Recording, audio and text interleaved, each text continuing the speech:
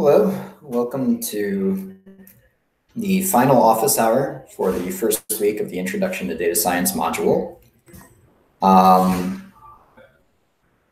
As usual, if you have questions for me, there is a live chat where you can post questions. The good news since yesterday is that the JupyterHub is back online. We located the issue and we were able to get in a temporary fix. That fix is temporary, so it's possible that the issue will return. We're monitoring the situation, and we're working on a more permanent fix, but for the time being, we just ask for your patience, and hopefully we won't experience further issues, but it is possible.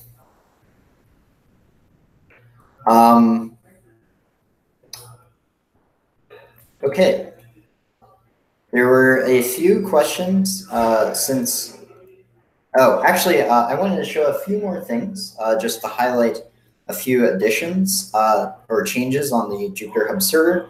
One is we've reorganized the material on the landing page. In particular, there is now a more detailed course syllabus that gives the order of the notebooks roughly that we'll be proceeding through. We won't be going exactly in this order. Sometimes a lecture will jump between notebooks. So still, I highly recommend that you look at these notebooks in conjunction with the videos rather than studying them on their own. Often the videos include live coding and extra explanations that are not necessarily in the written material of the notebook. Another thing is the first week has 3 mini project assignments associated with it. We do not expect you to complete the mini projects in the week they are assigned. It would be extremely difficult to complete all these mini projects in the first week. However, the reason we assign them in week 1 is because by the end of week 1, we've covered enough material that you can start working on all 3 of these mini projects. Likewise, by the end of week 2, we've covered enough material that you can start working on this VC mini project. But cumulatively, these mini projects will take you several weeks to complete. Remember, the only deadline for completing the mini projects is 2 weeks after the last lecture in the course. That's November 30th. November 30th, we're turning off the JupyterHub, and you will no longer be able to submit solutions to the grader. Also, the video links now has all the links for all the videos throughout the course. So the complete video schedule is here. Be careful. There is a lot of material here. Don't try to rush through it. I would recommend sticking to this schedule. So, these are the lecture videos for this week. Don't try and watch the next 4 and then the next 4 and try and get, weeks ahead. Just take it week by week. It takes time to learn these topics, and rushing is not going to do you any favors. Just because you watched the video doesn't mean that you've gotten the practice and thought about the material enough to really have learned it. Can we ask questions related to this week's topics next week? Absolutely. Anytime you have a question, please ask. Whenever is convenient for you to ask. Now that the Jupyter server is back up, is it possible to treat this session in such a way that people who are joining for the first time can follow up? I'm not quite sure exactly what you mean. We won't be offering an extension, if that's what you mean.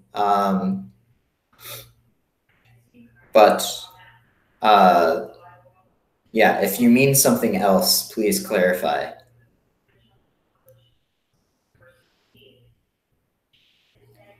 Yeah, often, for whatever reason, students don't begin the course until week 2, week 3, week 4. So if we were to be offering extensions every time someone joined a session late,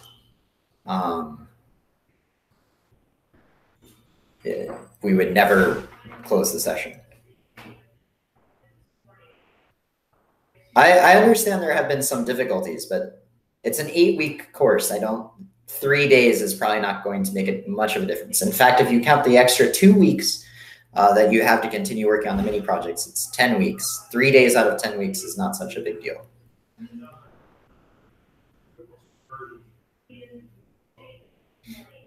And the JupyterHub was working for a significant amount of time the 2 days there were outages.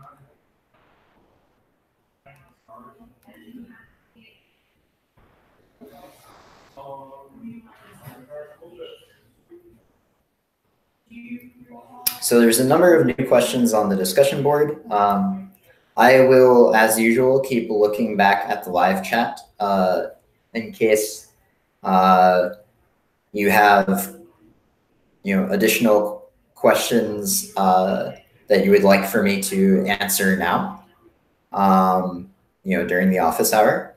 But in the absence of questions in the live chat, or in the absence of new questions in the live chat, I'll be proceeding to answering questions on the discussion board and explaining kind of what the question is and what the answer is. I'm also going to be documenting what topics are covered on the in the office hours.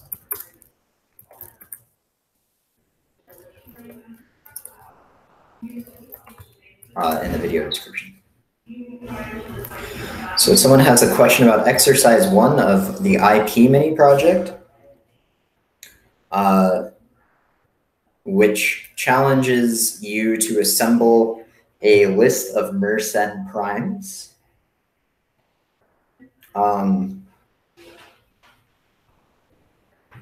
So they got the primes between 3 and 65, but they didn't use those primes to calculate Mersenne numbers. So as this student explains, you're adding the normal prime numbers to your Mersenne list. You did not transform those prime numbers into Mersenne numbers before appending them into your list. Just to clarify,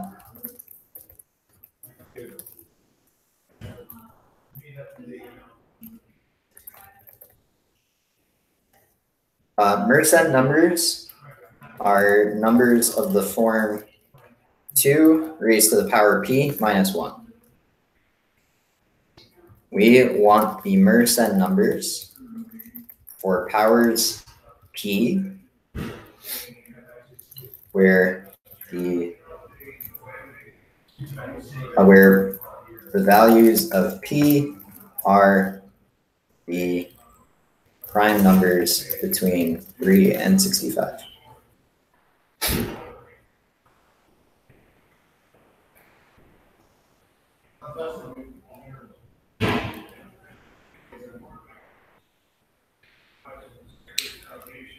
Can we expect another downtime as a permanent solution is put into place? It's possible. It may not be necessary. If it is going to happen, we will send out a notification so that you can expect the downtime.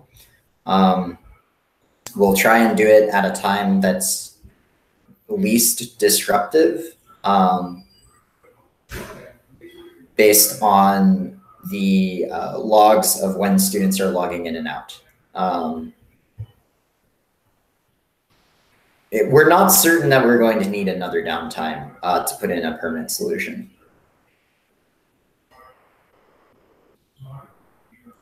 If there is significantly more disruption, then we will consider an extension. Currently, there hasn't been so much disruption that we expect it to interfere with students' ability to complete the course on time. But if that does become the case, then we will consider an extension. Can we use type as a variable? I can see the code is running without issue, but in the video, I can see we can't. I'm not sure what you mean here. Do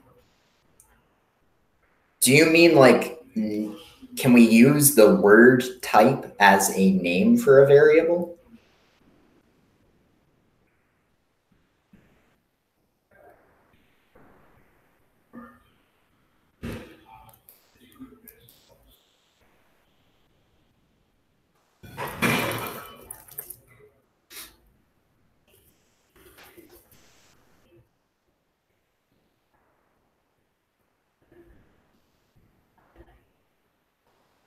So what I will, and I'm guessing at what you mean, I'm not entirely sure, but what I can say is, or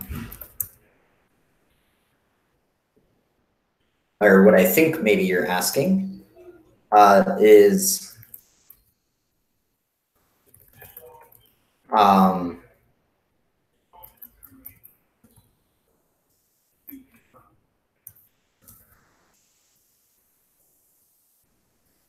is the word type a acceptable name for a variable? To which the answer is no. So there are a number of words in Python that when I type them in, like the word type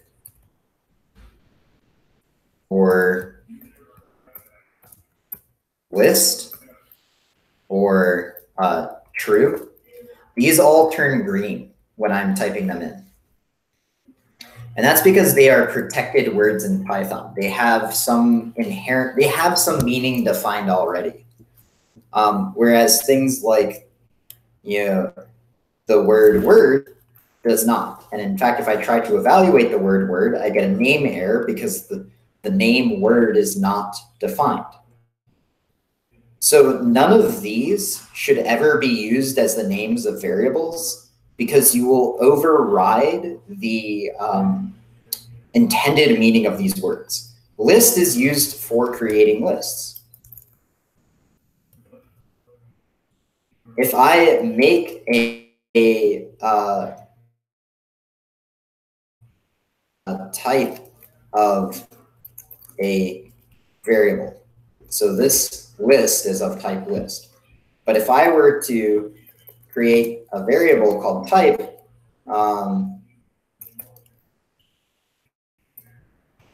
then I would no longer be able to use type to tell me what the type of the variable is.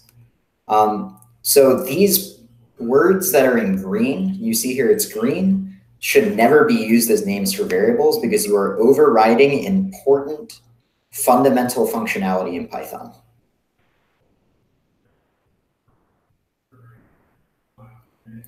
Yeah, so you should not say type equals 1 plus 1. You should come up with a different name.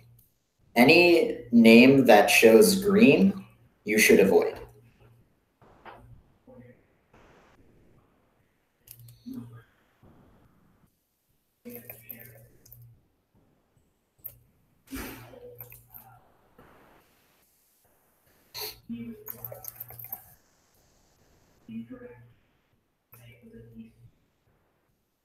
When you were talking about the Washington Post, you said that there were 4 boys present at the and then in your contract statement, you said there were 4 boys and 2 girls.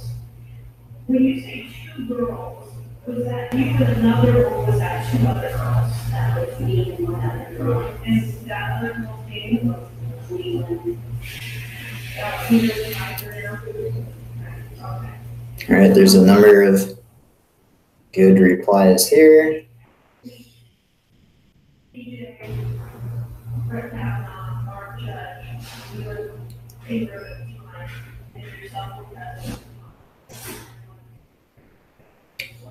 Okay, some new complaints about not being able to access the Jupyter server. I will check on that for these students. As far as we're aware, there's no issue any longer, but I will see what's going on with these students. Do that after the office hour.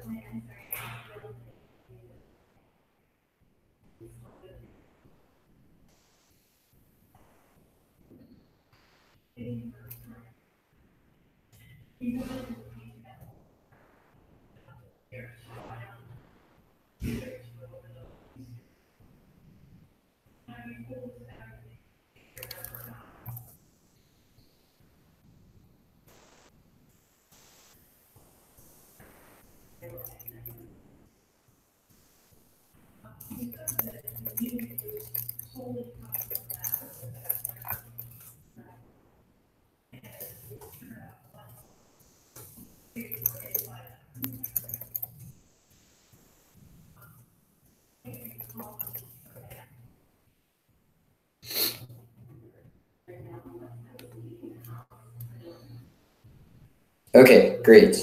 Very good.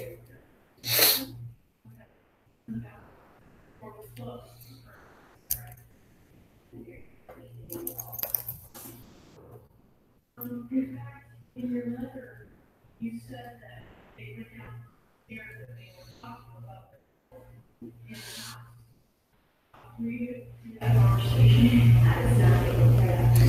So someone asking about the IP mini project exercise 5, where you implement the Sieve of Eratosthenes.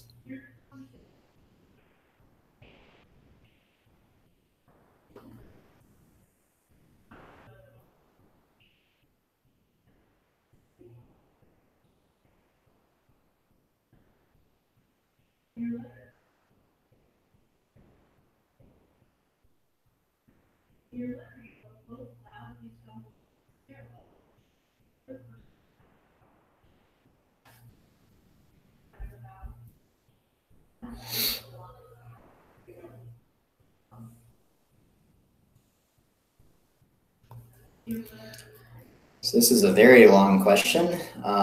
So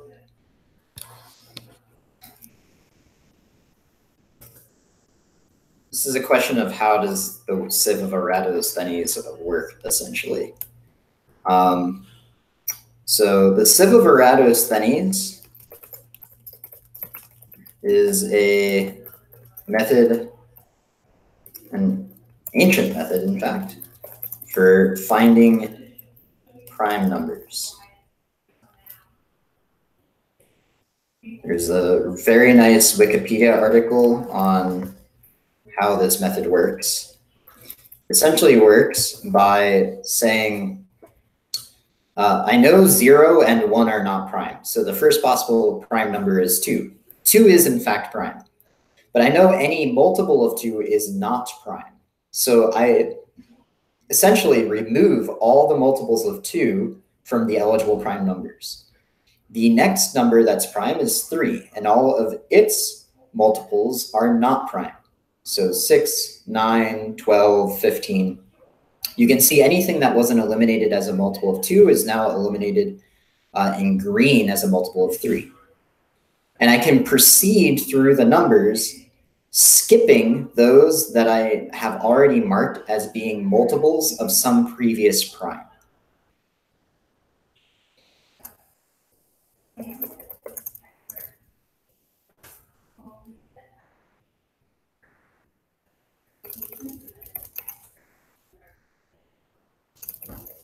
only have to use the math accurately shows where you related or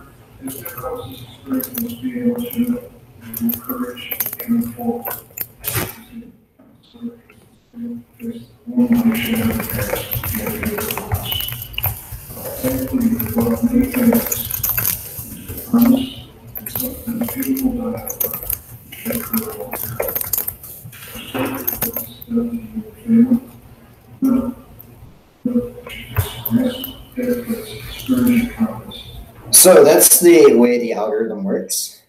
Why then do we have these steps? Well, first we make a list of all true values, and the length of that list is the length is the number, the highest prime, or the highest number we want to check for whether it's prime. That's the length of the list.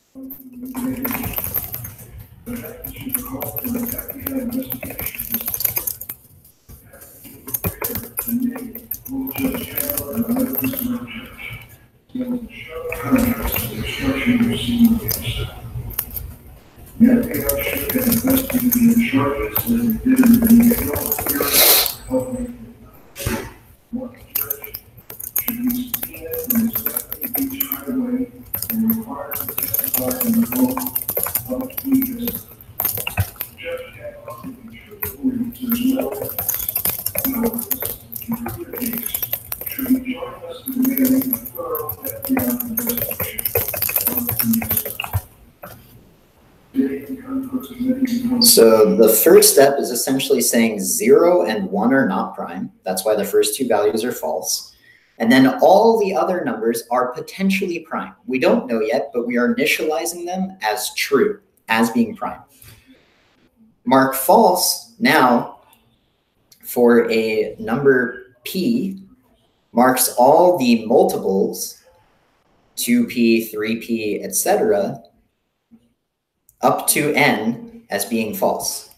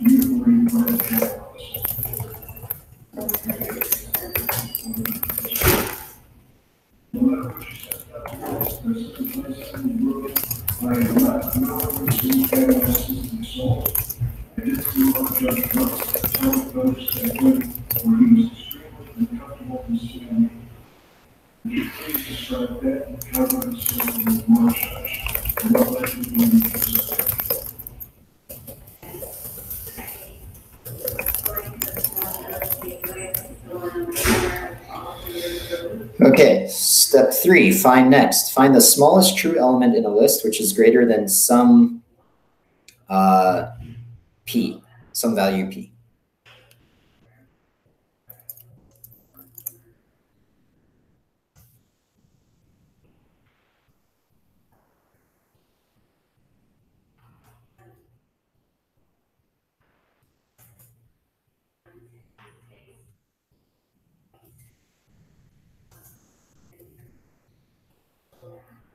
So this corresponds with stepping to the next number that is not marked prime.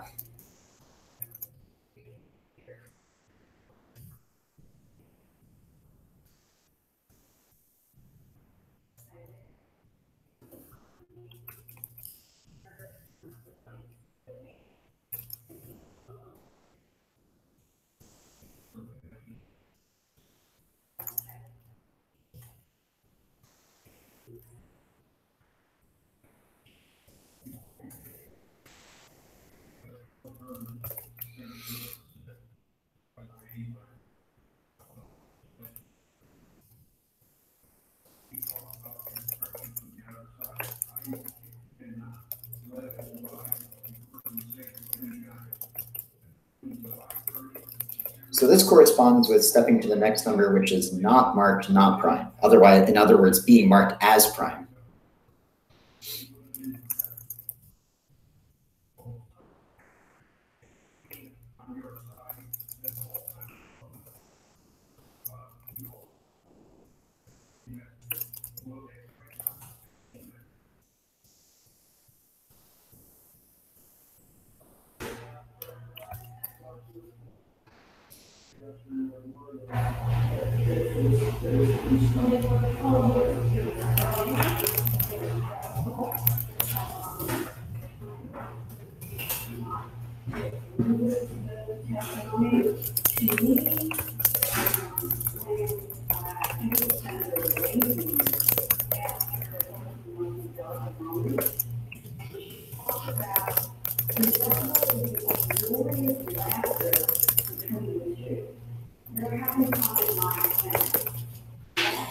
Okay.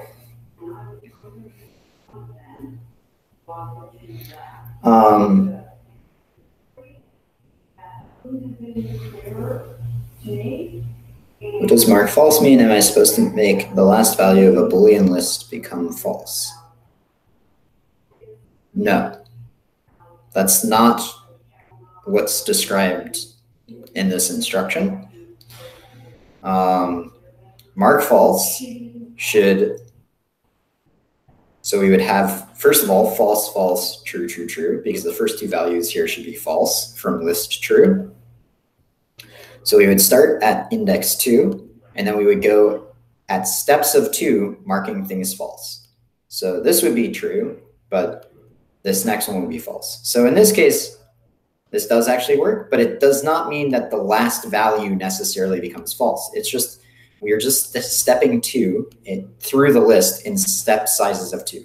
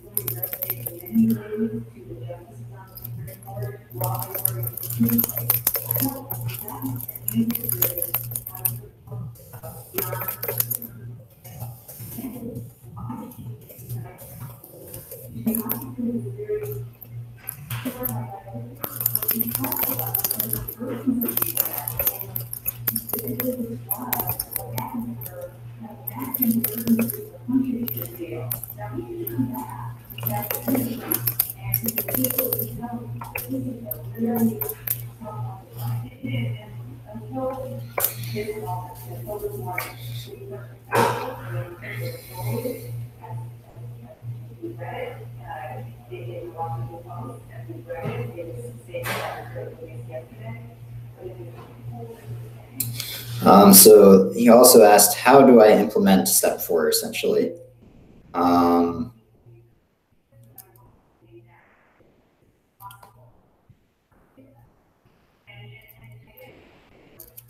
So by way of a hint, you may find the enumerate function useful for this task.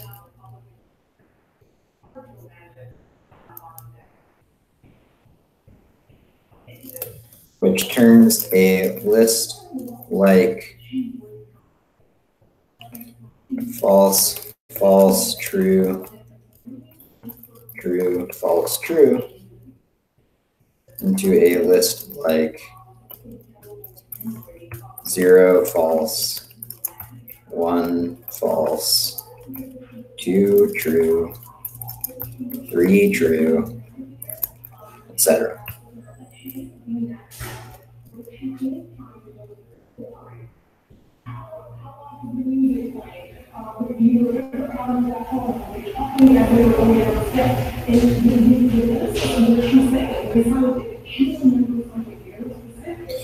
So very long question, very long answer. Hopefully many people find this useful.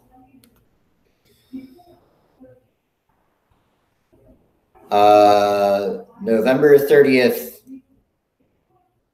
sometime. I don't know exactly when. Quite frankly, I hope no one's, I seriously doubt anyone is going to finish or not finish the course based on which specific hour in the day we shut off the JupyterHub. It will happen sometime on November 30th. I don't know exactly when, which means maybe you should consider it to be like November 30th, or at midnight between November 29th and November 30th. I don't know. But it's you have 10 weeks to complete the assignments. I hope and I think that it probably will not come down to a matter of hours. There is a way to copy before editing. If you look at, say, we see some notebooks here. Maybe I want to, I'm about to watch the lecture on data munging. So if I click this checkbox, there's a duplicate button, and I can make a copy. So now I could make my notes in this copy and leave this original one be, or vice versa. It doesn't really matter. There's also an option from within a notebook. You can go to File, Make a Copy. So 2 ways to make a copy. There's also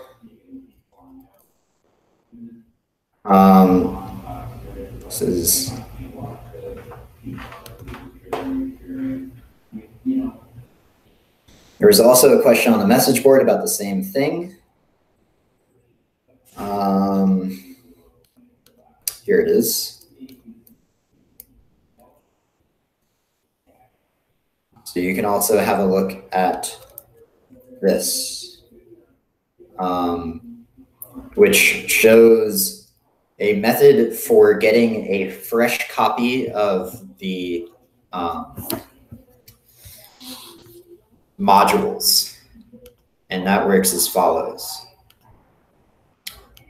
If I go to the New button and click Terminal, that will give me this terminal emulator. Be aware, the terminal is a dangerous place where we can do a lot of harm. If you are not certain what you are doing or not following specific instructions from me, then you should probably avoid using the terminal. But what you can do is cd data course and then run this update module script with the name of the module that you want a fresh copy of. So for instance, say we want a fresh copy of the Python DS module. We would say python-ds. This downloads a bunch of material and puts it in a folder called python-ds.new. And we see that here. And there's all new copies of the notebooks. So all that is detailed in this question, and you can see a permanent kind of record of how to do that and explanation here.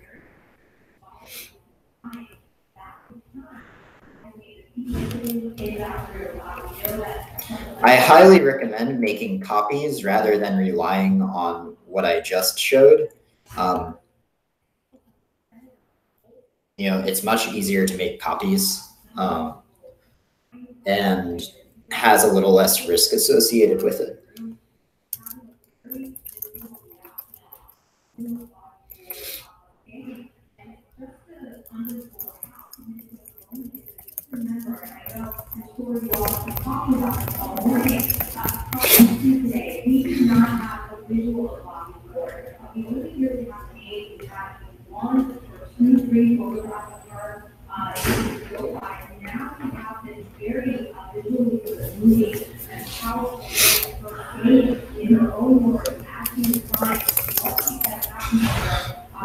Okay, someone having trouble connecting to the kernel.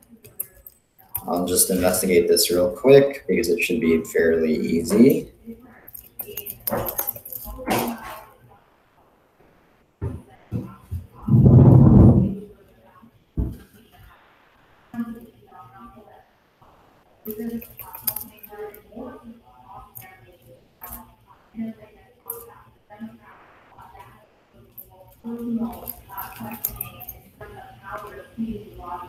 So I'm starting up their server now. I realize this is not the most exciting thing for an office hour, but it shouldn't take long. And I don't want to forget to do this.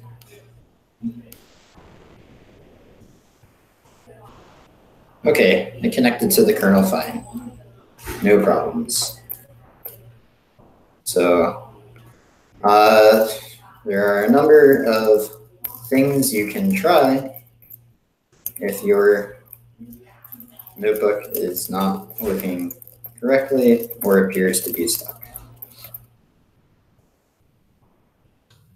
1, refresh the page in your browser. 2,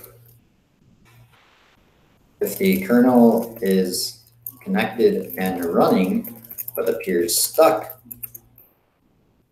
try clicking the stop button or stop kernel in the kernel menu.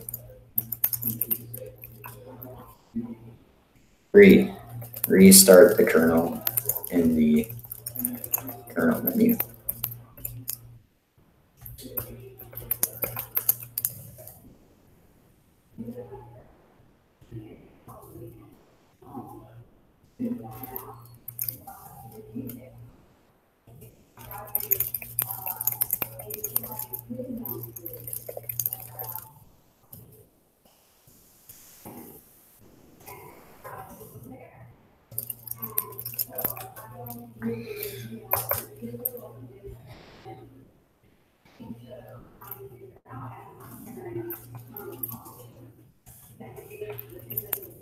So number 2 doesn't apply if your kernel isn't connecting, but the other 2 are worth trying. When I logged onto your server and opened a notebook, I had no issue with the kernel connecting. There is additionally in the kernel menu a reconnect kernel option.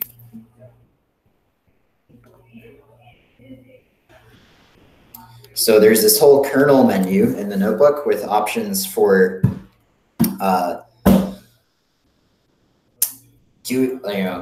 like restarting or interrupting the kernel, the Python interpreter behind the notebook. So you can interrupt it, restart it, reconnect it, all these sorts of things.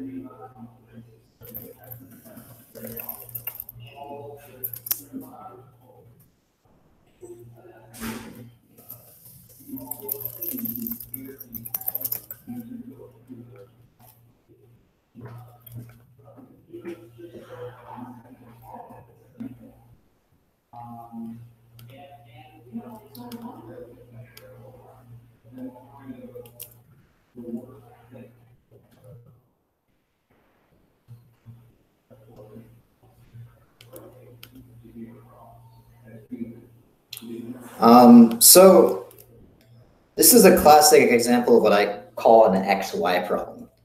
Someone is having some problem, Y. So they have a syntax error. And they think the answer is X. So they have asked about X, when in fact, there is a better solution to Y than what they think, which is, solution X.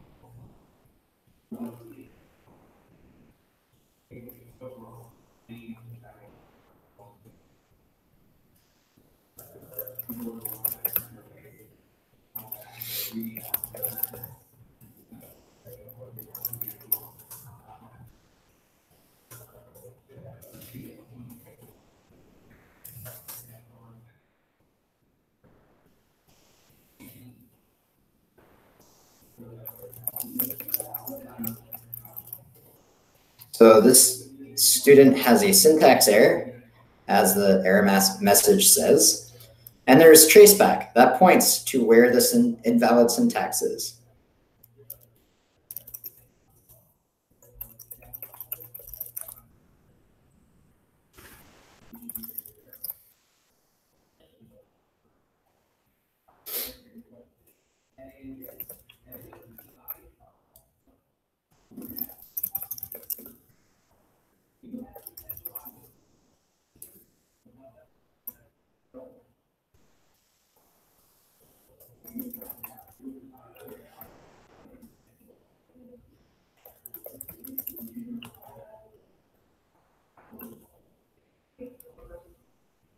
They also have a name error where molt is not defined.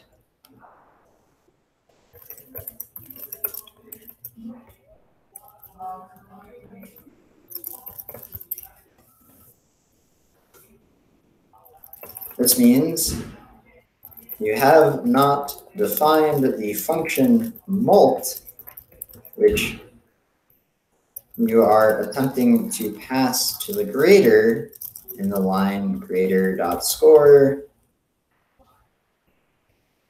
in problem 2 molt. To get rid of this error, you will need to define the molt function. Generally, error messages contain helpful information for solving the problem. They are not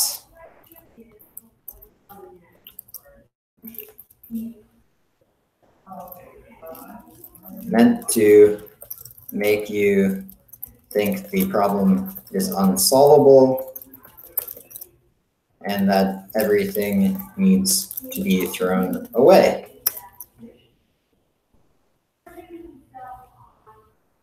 This is discussed here and there in the lecture videos, which include examples of how to use error messages and traceback to debug code.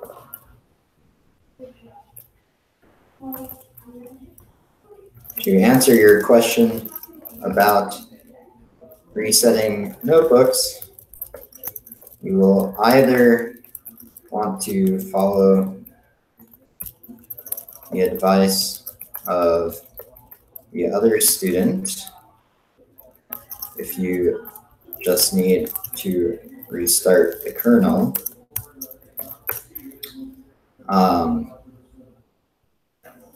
Not change the contents of the notebook, but start a new Python interpreter session. Otherwise, you should see this. Otherwise, to get fresh copies of the notebook, you should look at this question.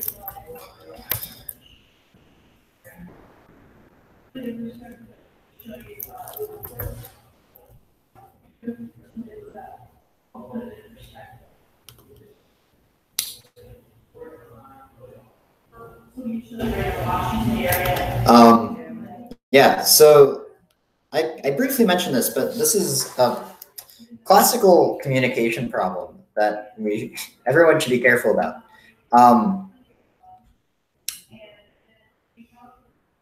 People often, have some problem X, the real issue, but they believe there is something that will allow them, they believe they know the answer to X already. There's some solution they have in mind, and so they ask about this solution to problem X that they are also having an issue with.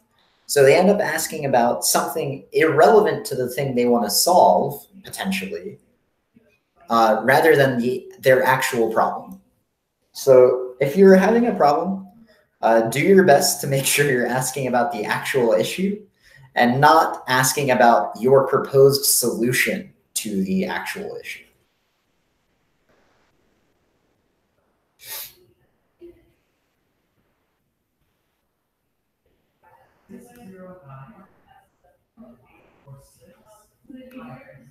Just something to be careful about when asking for help.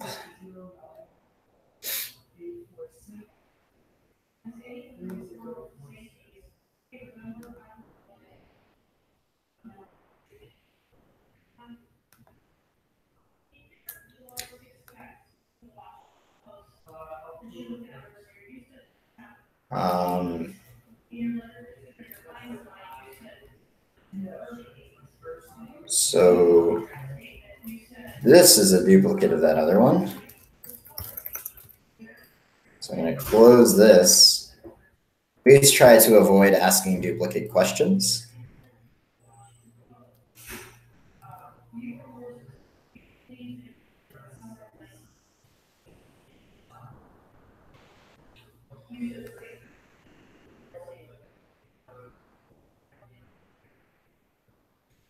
So the PW mini project, the matching variable in the script and practice data should be the code variable. However, there isn't a match between the two data sets.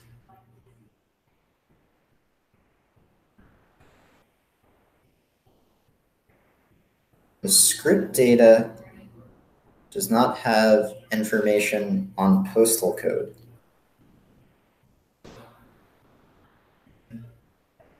This is a question comment, not an answer.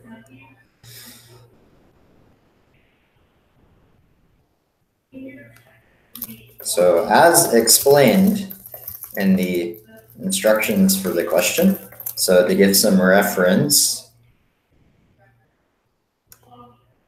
This is a mini project in the Python DS module, which we haven't done any lectures from yet. But question 3 says, our data set is broken up among different files. If we want to find total items in each postal code, we will have to join our prescription data to our clinic data.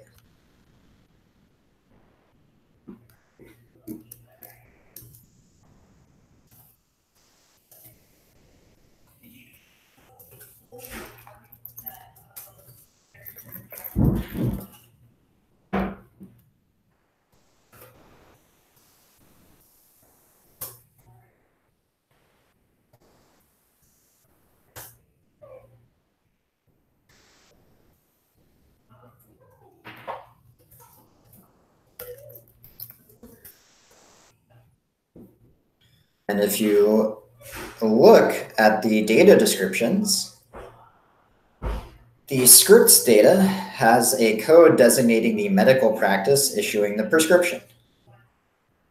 The practice data also has a code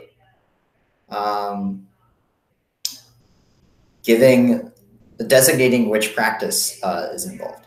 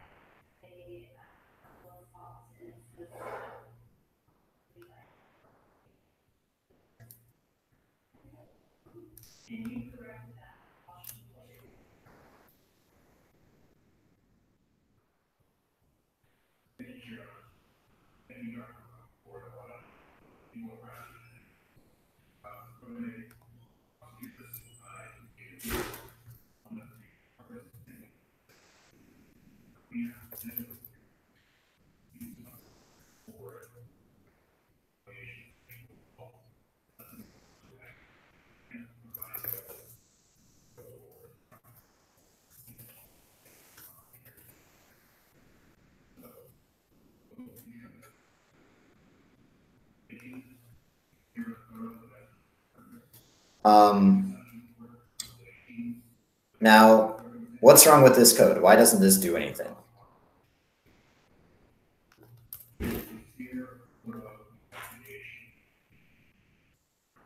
So we have some scripts data.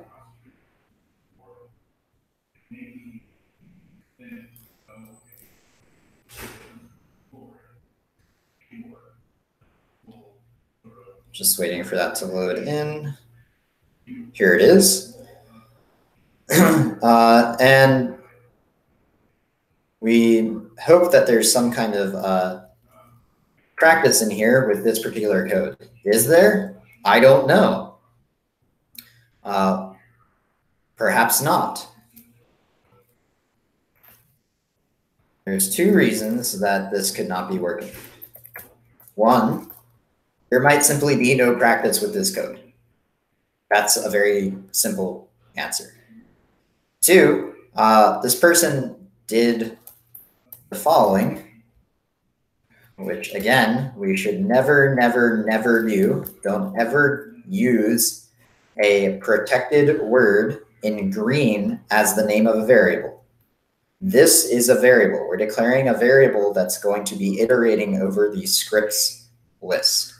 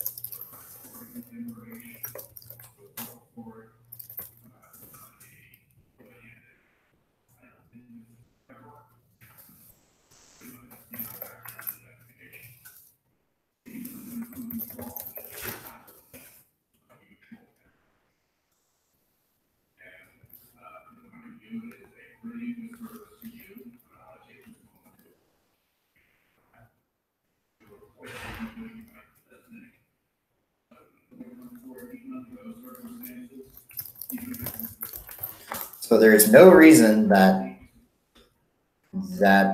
this particular practice needs to be in the scripts data. There are many practices in the practice data that do not have corresponding prescriptions in the scripts data.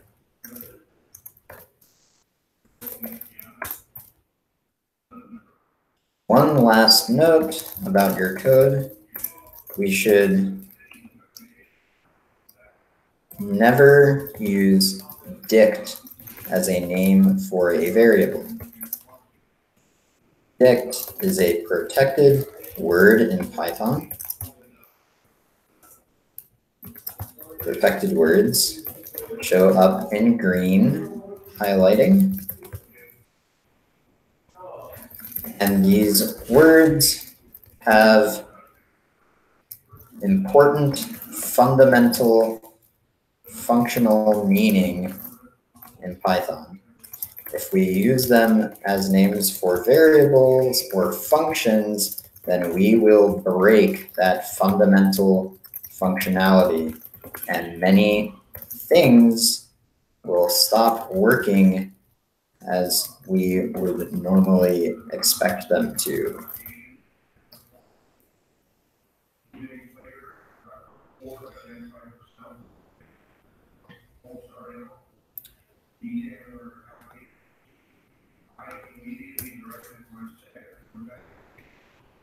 Using error messages to debug code.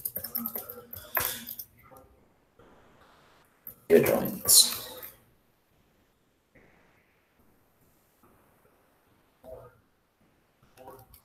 Okay, so that's the end of the office hour. I didn't quite get all to all the questions, but I will have a look over these over the remainder of the day and provide comments as I see fit. And I will return for more office hours next week. Also, keep working on the mini projects. Make sure that you understand how the mini projects work. Start with the IN mini project. The questions are very simple, and it's meant to teach you how the grader functions. The lecture videos for next week are already up, and I will be uploading the office hour videos and next week and the lecture videos to the video downloads folder as well. So I will see you next week, and I hope you all have a good weekend.